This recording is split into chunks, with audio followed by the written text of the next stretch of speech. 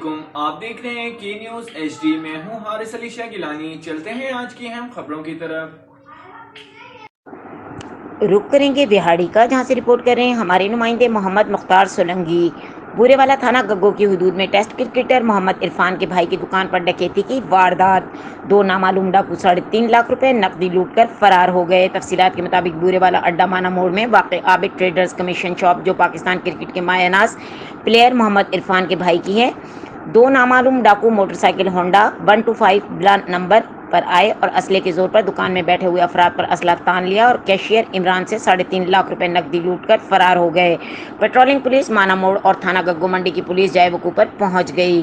मजीद खबरों और अपडेट्स के लिए हमारे साथ रहिएगा। तब तक के लिए अपना ख्याल रखिएगा। अल्लाह हाफिज।